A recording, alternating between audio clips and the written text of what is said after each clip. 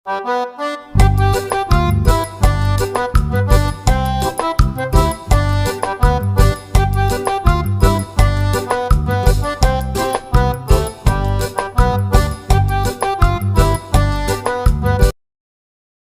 Everyone, అందరూ ఎలా ఉన్నారు? ఏం చేస్తున్నారు? నేనైతే చాలా బాగున్నానండి. మీరు కూడా చాలా బాగుండాలని మనస్ఫూర్తిగా దేవుని వేడుకుంటూ ఇవాల్టి వ్లాగ్ స్టార్ట్ చేసేస్తున్నానండి. ఇంకా ఇవాల్టి వీడియో వచ్చేసి అదిరిపోయేటటువంటి రుచితో కూడిన మెంతి కూర చికెన్ కర్రీని తయారు చేసుకుందామండి. అలాగే రేపు మీరు కూడా సండే స్పెషల్గా మెంతి కూర చికెన్ తయారు చేసుకుంటారు అనే ఉద్దేశంతో నేను ఈ వీడియో పోస్ట్ చేశానండి. ఇంకా ఇప్పుడైతే మెంతి కూర చికెన్ రెడీ అయిపోయింది, టేబుల్ మీద పెట్టేశాను. అలాగే వాటిలోకి కాంబినేషన్గా జొన్న రొట్టె తయారు చేసుకున్నానండి. అలాగే గార్నిష్ చేసుకోవటానికి ఆనియన్స్ అలాగే నిమ్మకాయ కట్ చేసుకొని వచ్చాను. ఇంకా వైట్ రైస్ కూడా చేశానండి. ఇంకా ఇప్పుడైతే వడ్డించుకుంటున్నాను. సో జొన్న రొట్టె చాలాసార్లు చూపించాను కదా, ఈ వీడియోలో కూడా ఓకే అలాగా మెయిన్గా చూపించానండి. ఇంకా ఇప్పుడు జొన్న రొట్టె పెట్టుకున్నాను, అలాగే మెంతి కూర చికెన్ కూడా పెట్టుకుంటున్నాను. చూడండి ఎంత బాగుందంటే నిజంగా బజ్జీ మిరపకాయ వేసేసి ఇలాగా మనము మెంతి కూర చికెన్ని తయారు చేసుకుంటే అదిరిపోయే రుచి అండి. నిజంగా ఎంత బాగుందంటే టేస్ట్ నేను మాటలలో చెప్పలేను. కాబట్టి నేను చెప్పినట్టుగా ఒక్కసారి ట్రై చేసి చూడండి, చాలా బాగుంటుంది. అందులో రేపు సండే స్పెషల్గా మీ ఇంట్లో వాళ్ళకు మీరు కూడా వెరైటీగా చేసి పెట్టండి. ఇంకా నేను బజ్జీ మిరపకాయని చూపిస్తున్నాను చూడండి. మనం చికెన్ తినేటప్పుడు మధ్యలో ఆ మిరపకాయను నలుచుకున్నాం అనుకో టేస్ట్ చాలా బాగుంటుంది. అలాగే వాటిలో కాంబినేషన్గా మనం ఆనియన్ అలాగే కొంచెంగా నిమ్మరసం పిండి ఇలాగా జొన్న రొట్టెతో తిన్నామనుకో సూపర్గా ఉంటుందండి. ఇంకా అలాగే ఈ చికెన్ తినేటప్పుడు నాకు ఒక అలవాటు అండి, థమ్స్అప్ అన్నా లేకుంటే స్ప్రైట్ అన్నా ఏదో ఒకటి తెచ్చుకొని అలాగ తాగుతూ తింటూ ఉంటామన్నమాట. సో ఈ అలవాటు ఎంతమందికి ఉంది అనేది కూడా నాకు ఖచ్చితంగా కామెంట్ చేయండి. అలాగే మీరు రేపు సండే స్పెషల్గా ఏం చేస్తున్నారు ఏంటి అనేది కూడా నాకు కామెంట్ పెట్టండి. ఇంకా ఇప్పుడైతే నేను తింటూ ఉన్నాను. సో మనం ఈ రెసిపీ తయారు చేసుకోవాలి అంటే మీరు కూడా చూడాలి కదండి. కాబట్టి వీడియోలోకి వెళ్ళిపోదామా. ఫస్ట్ అయితే స్టవ్ వెలిగించిన తర్వాత ఇలాంటి వెడల్పాటు ఒక బాండిని పెట్టుకున్నానండి. నేను ఒక ½ కిలో చికెన్ తెచ్చుకున్నాను కాబట్టి ఒక 8 టేబుల్ స్పూన్ల ఆయిల్ వేసేసాను. ఆయిల్ బాగా కాగిన తర్వాత 1 స్పూన్ జీలకర్ర వేసేస్తున్నానండి. ఇలా జీలకర్ర కొంచెం వేగిన తర్వాత ఒక 2 గుప్పెళ్ళ ఆనియన్స్ని ఈ విధంగా కోసుగా కట్ చేసుకొని అందులో వేసేసాను. ఇలా వేసేసిన తర్వాత ఒక్కసారి అలాగా కలియబెట్టి వాటిలో మనం కొంచెంగా ఉప్పు వేసామనుకో తొందరగా వేగిపోతాయండి. సో కాబట్టి ఉప్పు వేసేసాను. ఇంకా ఇలా వేస్తూ మనము మెయిన్గా ఆనియన్స్ మంచి కలర్ వచ్చేలాగా అంటే గోల్డెన్ బ్రౌన్ కలర్ వచ్చేలాగా వేయించుకోవాలండి. అది కూడా మనం మీడియం ఫ్లేమ్లో పెట్టుకొని వేయించుకున్నామనుకో మనకు కర్రీ అనేది ఒక మంచి కలర్ వస్తుంది, ప్లస్ మనకు టేస్ట్ కూడా ఉంటుందండి. అదే హై ఫ్లేమ్లో పెట్టుకొని ఫాస్ట్గా చేసుకోవాలి అనుకుంటే మాడిపోతాయి, ఒకలాంటి చేదు వస్తుందండి. కాబట్టి మనం మీడియం ఫ్లేమ్లోనే పెట్టుకొని ఈ విధంగా వేయించుకోవాలండి. చూసారా ఇలాగా వేయించుకోవాలన్నమాట. ఇంకా కొంచెం వేగాలండి. కాబట్టి ఇలా వేగేటప్పుడు మనం సిమ్లో పెట్టేసుకొని అలా అంటుండగానే మనకు కలర్ చేంజ్ అవుతాయి అన్నమాట. సో ఇలా వేగిన తర్వాత మనం ఒక 2 స్పూన్ల అల్లం వెల్లుల్లి పేస్ట్ వేయాలండి. ఇలా వేసేసిన తర్వాత అల్లం వెల్లుల్లి పేస్ట్ పచ్చి వాసన పోయేంత వరకు వేయించుకోవాలండి. చూడండి ఇలాగా వేయించుకోవాలన్నమాట.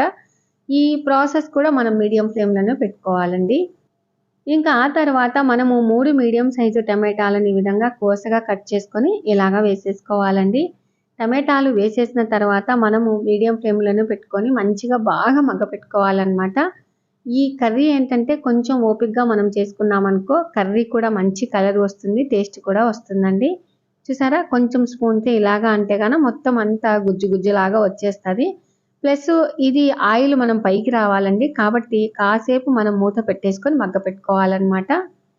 ఇంకా ఇలాగా ఒక 2 నిమిషాల పాటు మనం మగ్గ పెట్టుకున్నామనుకో ఈ విధంగా మనకు ఆయిల్ పైకి వస్తుందండి. సో ఆ తర్వాత మనం ఒక్కసారి అలాగా కలియబెట్టుకోవాలన్నమాట. ఇంకా నెక్స్ట్ ఏం చేయాలంటే చూడండి ఎంత బాగా మగ్గిపోయింది కదా, ఆనియన్స్కి టమాటాలకు అల్లం వెల్లుల్లి పేస్ట్ బాగా పట్టుకుందండి. ఇంకా ఆ తర్వాత వీటిలోకి ½ కేజీ చికెన్ అని చెప్పాను కదా, కాబట్టి 1 స్పూన్ ఉప్పు వేసేసాను. అలాగే 2 స్పూన్ల కారం వేస్తూ ఉన్నానండి. తర్వాత ½ టీ స్పూన్ పసుపు వేస్తున్నాను. 1 స్పూన్ ధనియాల పొడి వేసేసానండి. ఆ తర్వాత హాఫ్ టీ స్పూన్ వేయించుకున్నటువంటి జీలకర్ర పొడి వేస్తున్నాను. అలాగే ఇలా అన్నీ వేసేసిన తర్వాత ఒక్క నిమిషం పాటు ఆగిన తర్వాత మనం ఒక్కసారి అలాగా కలియబెట్టుకోవాలండి. మనం కలియబెట్టంగానే మనకు తెలిసిపోతుందండి ఇది కలర్ ఎలా వచ్చింది ఏంటి అని తెలిసిపోతుందన్నమాట. చూడండి ఎంత బాగా వచ్చింది కదా! ఈ కలర్‌లో ఉంటేనే మనకు చికెన్ చాలా మంచి టేస్ట్ వస్తుందండి. చూసారా?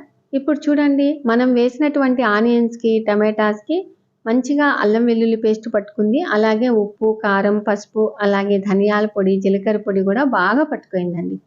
ఆ తర్వాత మనము మీడియం ఫ్లేమ్‌లోనే పెట్టుకొని ఈ విధంగా బాగా కలియబెట్టుకుంటే ఒక మంచి కలర్ అనేది వచ్చేసింది కదా! ఇంకా నెక్స్ట్ ఏం చేయాలంటే మనము చికెన్‌ని నీట్‌గా శుభ్రం చేసి పెట్టుకొని ఇందులో వేసేసుకోవాలండి. చూసారా? చికెన్ నీట్‌గా కడిగి పెట్టుకోవాలన్నమాట. ఇంకా ఇప్పుడు ఇందులో వేసేస్తూ ఉన్నాను. ఇలా వేసేసిన తర్వాత మనం ఒక్కసారి అలాగా కలియబెట్టుకోవాలండి. కలర్ చూడండి ఎంత బాగా వచ్చింది కదా! సో, మనకు ఇప్పుడు ముక్కలకి ఉప్పు, కారం అన్నీ పట్టుకునే విధంగా ఇలాగా బాగా కలియబెట్టి ఒక 2, 3 నిమిషాల పాటు బాగా మగ్గపెట్టుకోవాలండి. మీడియం ఫ్లేమ్‌లో పెట్టుకొని మనం మగ్గపెట్టుకుంటే మనం వేసినటువంటి ముక్కలకి మంచిగా ఉప్పు, కారం పట్టుకుంటుంది. ఇంకా ఇప్పుడు మూత పెట్టేస్తూ ఉన్నాను. ఇంకా ఆ తర్వాత ఒక 3 నిమిషాల తర్వాత తీసి చూస్తే ఎలా ఉంటుంది చూడండి చికెను బాగా మగ్గిపోయింది కదా! అందులో నూనె కూడా కొంచెం పైకొస్తూ ఉంది చూడండి. ఒక్కసారి ఇలాగ బాగా కలియబెట్టుకోవాలండి.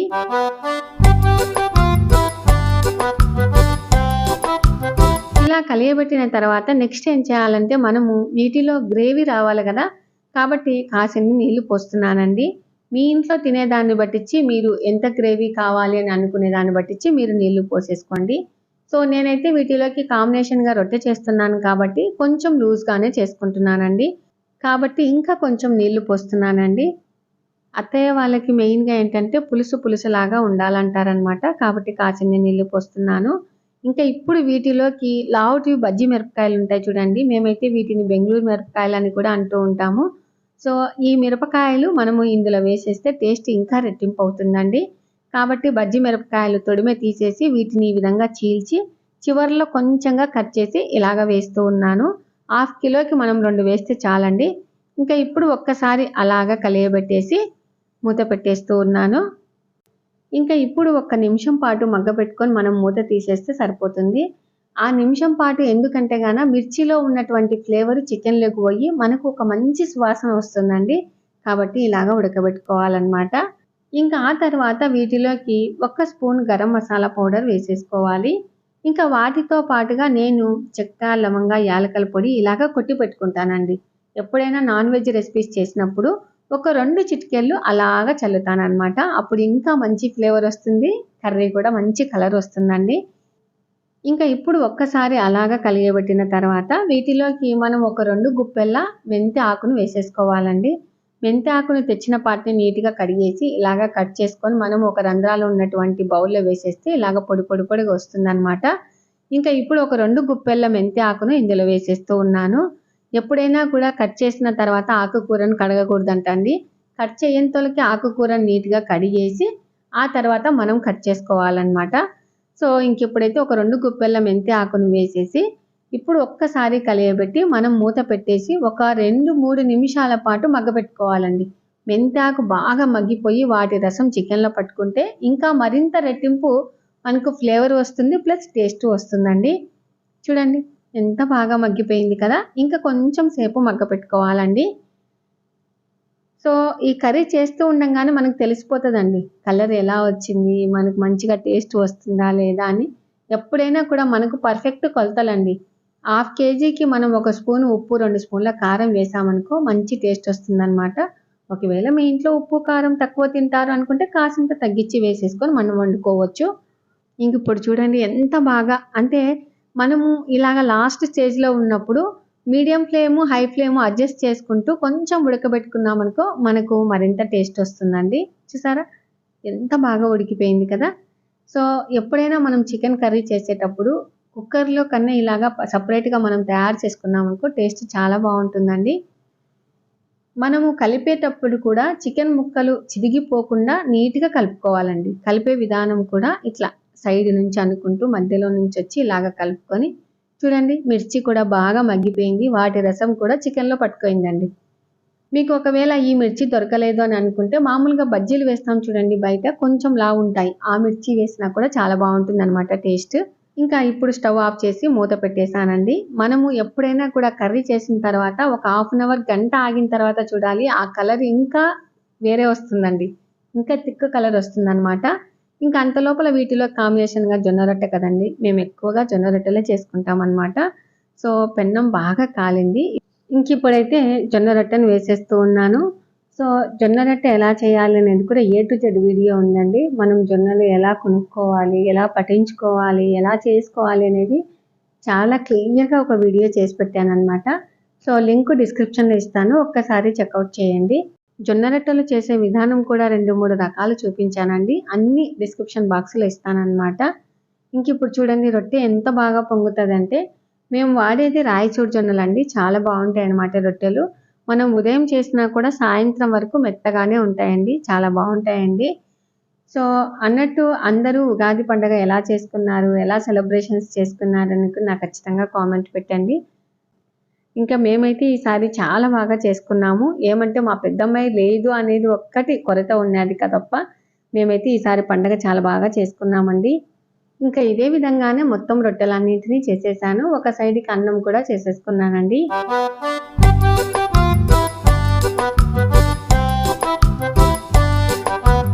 ఓకే అండి, మొత్తం రొట్టెలన్నీ చేసేసాను, అన్నం చేశాను, కర్రీ చేశాను. ఇంకా ఇప్పుడు మనము చికెన్ కర్రీ ఎలా ఉందో చూద్దామండి. సో ఎప్పుడైనా కూడా నాన్ వెజ్ అంటే చికెన్ కానీ ఫిష్ కానీ మనం చేసిన తర్వాత ఒక గంట ఆగిన తర్వాత తింటే టేస్ట్ చాలా బాగుంటుందండి. కానీ కొంతమంది వేడివేడిగా ఉండంగానే తింటారనమాట. చూడండి ముక్కలకి ఉప్పు కారం పట్టుకోవటం కానీ ఎంత బాగా పట్టుకుందో కదా, చూస్తూ ఉంటేనే తినాలనిపిస్తుంది కదా. నిజంగా ఎక్సలెంట్గా ఉందండి కర్రీ. ఈరోజు మా ఇంట్లో వాళ్ళందరూ మెచ్చుకున్నారండి, అంత బాగుందన్నమాట. ఇంకా అత్తయ్య వాళ్ళని పిలుస్తూ ఉన్నాను, అంటే అత్తయ్య కొంచెం వేడిగా ఉండంగానే తింటానండి కాబట్టి పిలుస్తూ ఉన్నాను. రొట్టెలు చూడండి ఎంత బాగా స్మూత్గా ఉన్నాయి కదా. సో ఈరోజు మా ఇంట్లో అయితే ఈ విధంగా వంటలు చేసుకున్నానండి. ఓకే అండి, ఇంకా ఇవాల్టి వీడియో మీకు నచ్చినట్లయితే లైక్ చేయండి, షేర్ చేయండి, సబ్స్క్రైబ్ చేయండి. Thank you for watching. Bye అండి. ఇలాంటి మంచి మంచి వీడియోస్తో, మంచి మంచి టిప్స్తో మీ ముందుకు వస్తానండి. బాయ్ అండి. ఇలాంటి కర్రీ రేపు తప్పకుండా ట్రై చేయండి, చూడండి ఎలా వచ్చిందో కామెంట్ పెట్టండి. బాయ్ అండి.